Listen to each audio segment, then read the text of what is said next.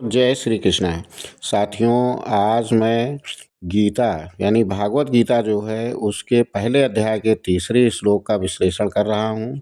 तीसरा श्लोक इस तरह से है, पश्येताम पांडुपुत्राणाम आचार्य महती चमूम व्यूढ़ाम द्रुपद पुत्रेण तव शिष्येण धीमता।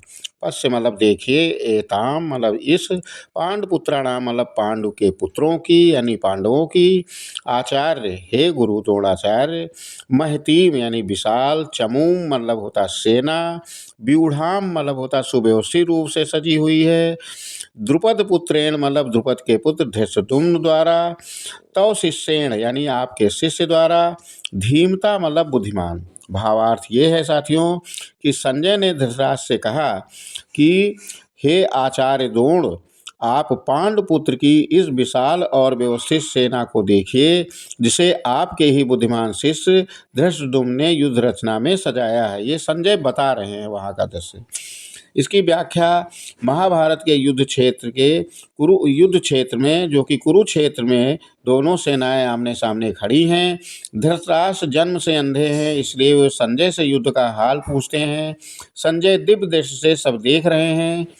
पिछले श्लोक में धृतराष्ट्र ने पूछा था कि मेरे और पांडु के पुत्रों में क्या किया, तो संजय बताते हैं कि दुर्योधन द्रोणाचार्य के पास जाकर पांडवों की सेना की ओर संकेत कर रहा है।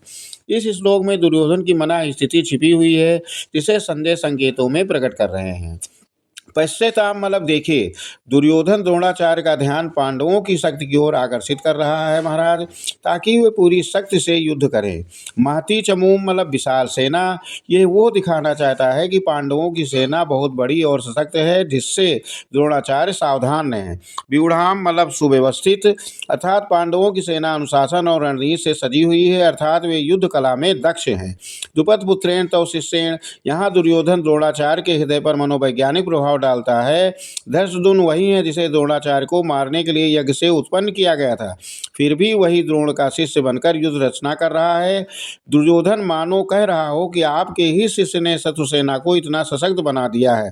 धीमता मतलब बुद्धिमान, इससे द्रोणाचार्य की योग्यता भी स्वीकार किया है, पर साथ ही ये संकेत भी है कि उनके शिष्य अब उनके विरुद्ध खड़े हुए हैं। आत्मिक संकेत यह है कि ज्ञान और गुरु का संबंध केवल बाहरी नहीं होता है। जब अहंकार, राजनीति और पक्षपात आ जाता है, तो वही शिष्य गुरु के विरुद्ध भी खड़ा हो जाता है। दुर्योधन के शब्दों में छिपा भय, ईर्ष्या और कूटनीति स्पष्ट दिखाई देती है, जबकि पांडव पक्ष की ओर से व्यवस्था, धर्म और संगठन का संकेत है। इस प्रकार ये श्लोक युद्ध के बाहरी दृश्य के साथ सब मानव की अंदरूनी चालों को भी उजागर करता है। ओके साथियों।